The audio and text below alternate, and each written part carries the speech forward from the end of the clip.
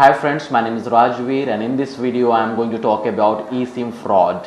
जी हाँ, eSIM fraud एक activity है which is happening quite a lot these days और ये फ्रॉडस्टर जो होते हैं वो यूज़ करते हैं आपके बैंक अकाउंट इन्फॉर्मेशन से आपके बैंक से सारे अमाउंट ट्रांसफ़र कर लेते हैं अपने बैंक अकाउंट इन्फॉर्मेशन में। जी हाँ, ये बहुत लोग आजकल कर रहे हैं और ये फ्रॉडस्टर हैं एंड ये गलत है, एक्चुअली में नहीं करना चाहिए but people are doing it. So इस वीडियो को आप अंत तक देखिए एंड वंस यू फिनिश अगर आप एक बार पूरा वीडियो देखते हैं you will be able to understand how it is done and how you can prevent yourself from being victim of this eSIM fraud activity।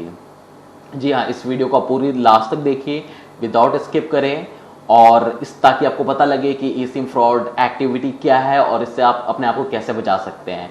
So let's start this video. मैं आपको ये बताना चाहता हूँ eSIM फ्रॉड जो होते हैं कुछ लोग करते हैं और ये एक ऑडियंस को टारगेट करते हैं and they send them a message stating that you have to update your KYC and if you don't update your KYC within 24 hours your SIM will be deactivated। जी हाँ, एक मैसेज आता है बंदों के पास, इसमें ये लिखा होता है कि 24 आवर्स के अंदर आपको KYC अपडेट कराना है, अगर आप नहीं कराते तो आपका सिम ब्लॉक हो सकता है। And after receiving that message, people हम जैसे बंदे क्या करते हैं कि हम सोचते हैं यार नहीं यार KYC अपडेट कराना जरूरी है, otherwise our SIM will get blocked. So it's better we should update our KYC information with our provider. And now the same person who have sent you the message will be calling you, pretending to be calling from your provider's office, like जो भी आपके providers होंगे, Airtel, Vodafone, जो भी है, they will call you और वो आपको कहेंगे कि भाई मैं इस कंपनी से बोल रहा हूँ, मैं एयरटेल, वोडाफोन, जो भी आप सिम यूज़ कर रहे हैं और आपको KYC अपडेट कराना है, इसके लिए हम आपको एक लिंक सेंड कर रहे हैं। ये जो लिंक शायद से आपके मेल आईडी पे या आपके मैसेज पे आएगा।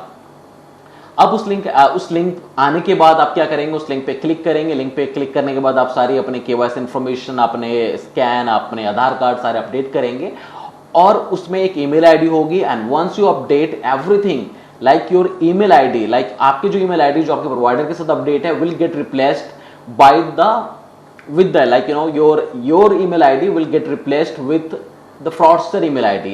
अगर जो फ्रॉड कर रहे हैं जिन्होंने आपको लिंक भेजा है उनकी email ID xyz@gmail.com है and your email ID which is abc@gmail.com and this is the email ID which is registered with your telecom provider will get replaced with the fraudster email ID. So अगर आपकी email ID abc@gmail.com है वो replace हो जाएगी fraudster की email ID से जो कि xyz@gmail.com है। So once it is done आपकी ईमेल आईडी प्रोवाइडर ऑफिस में चेंज होकर के फ्रॉडस्टर की ईमेल आईडी की आ जाएगी। अब क्या होगा, जितने भी कम्युनिकेशन होंगे, वट एवर कम्युनिकेशन मैसेज और email that will send them to you, like that will automatically diverted to fraudster email ID, क्योंकि आपकी ईमेल आईडी आपकी बंद हो चुकी है, that has been deactivated from the bank data. अब बैंक के पास फ्रॉडस्टर की ईमेल आईडी है as your email ID, because bank doesn't know कि ये आपकी ईमेल आईडी है या फ्रॉडस्टर की ईमेल आईडी है। बैंक विल ओनली नो कि this email ID belongs to you because अभी आपने अपडेट कराया। अब क्या होगा, उसके बाद फ्रॉडस्टर आपसे कहेंगे कि आप अपने प्रोवाइडर्स में या आपको एक लिंक देंगे या आपको बोलेंगे इस वेबसाइट पे या इस नंबर पे कॉल करके आप eSIM एक्टिवेशन के लिए एप्लीकेशन फिल करें और अपनी अर्जी डालें। And once you fill that application form और once you are done with every formalities of getting your SIM converted into eSIM activation, अब क्या होगा कि आपका eSIM आपने फॉर्म फिल कर दिया है and with in certain period, जो भी एक सर्टेन टाइम के अंदर your physical SIM will get deactivated, will be blocked and in place of physical SIM your eSIM will get activated और एक्टिवेशन के मैसेज और QR code everything will be sent on the fraudster email ID जो कि है xyz@gmail.com। And आपको ये लग रहा है कि so far your email ID which is updated with your provider office is abc@gmail.com and you will keep on waiting for any communication message from provider office, but you are not going to receive any communication from your provider's office regarding your eSIM activation because that email will be sent to your fraudster, like जो fraud कर रहे हैं उनके email ID पे जाएगा। अब क्या होगा, फ्रॉडस्टर के पास सारे कम्युनिकेशन मैसेज आ चुके हैं and your provider will send a QR code जो QR code is very necessary in order to activate e SIM. तो क्यूआर कोड उनके ईमेल आईडी पे जाएगा। अब क्या करेंगे, क्यूआर कोड स्कैन करके वो अपना एक ई सिम एक्टिवेट करेंगे। And as we all know that nowadays our phone number or is updated with our bank account information that we all know। अब क्या होगा, उनके पास ई सिम भी चला गया है, नंबर भी चला गया है, and email ID has already been updated, जो कि ऑलरेडी अपडेट हो चुका है फ्रॉड का आपके बैंक के साथ, आपके प्रोवाइडर के साथ। तो अब नंबर भी उनके पास है और ईमेल आईडी भी उनके पास है। So in no case you are going to get any communication message from your providers office.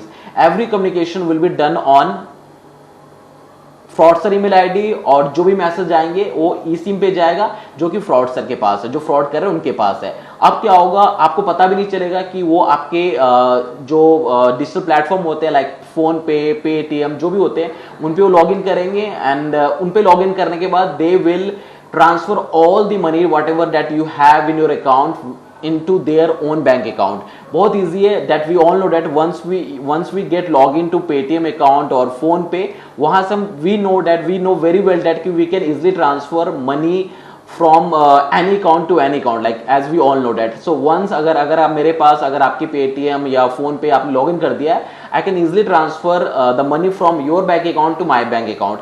Now the fraudster has the every access of your bank account information। उनके पास phone पे login है, Paytm login है। Now they can easily transfer your bank payment to their own bank account। तो ये चीज से आपको बचना है। और प्लीज आपके पास अगर कोई मैसेज या कॉल आते हैं जिनमें like they ask you to update your KYC, please first confirm with your own provider. आप अपने प्रोवाइडर में कॉल करें, जो भी आपके प्रोवाइडर आप यूज कर रहे हैं, जो भी सिम आप यूज कर रहे हैं, you are suppose to call them and ask them like have you sent me और have you called me regarding जो have you called me regarding KYC update. उनसे आप पूछेंगे, एंड अगर वो कहते हैं कि yes they have called you और they have sent you message regarding KYC updation, then only proceed with this process. अगर वो मना करते कि नहीं, they haven't sent you any kind of message, any kind of communication to you, please do not reply to any message or any email that you find little suspicious about। please कोई भी suspicious email पे, phone पे आप message पे reply ना करें जहां पे आपको ये कहा जाए कि KYC अपडेट कराए। जी हाँ, KYC इज अ वेरी बहुत ही नाजुक इंफॉर्मेशन है। अगर आप शेयर करते किसी के साथ तो chances are that you are going to get into some trouble. It's better कि do not share your KYC information with anyone, and अगर आप शेयर कर रहे हैं तो please double sure whatever you are sharing और to whom you are sharing. आप double sure करें किसको शेयर कर रहे हैं और किसके साथ शेयर कर रहे हैं और किसको आप इंफॉर्मेशन शेयर करने जा रहे हैं। प्लीज डबल श्योर हो जाए, चेक करें, and only then you are suppose to share your information with the bank account, with your provider और जिसको भी आप शेयर कर रहे हैं। सो फ्रेंड्स, अगर इस वीडियो को आपने पूरा अंत तक देखा होगा तो I hope that you must have understood by now कि ई सिम फ्रॉड कैसे होता है और इससे अपने आप को कैसे बचा सकते हैं। अगर आपको ये वीडियो अच्छी लगी हो तो प्लीज लाइक करें, सब्सक्राइब करें और शेयर करें इस वीडियो को as much as possible, and also hit the bell icon to receive future update. जो भी मैं वीडियो बनाऊंगा इसकी अपडेट नोटिफिकेशन आपको आ जाया करेगी। So please like my video. Thank you very much.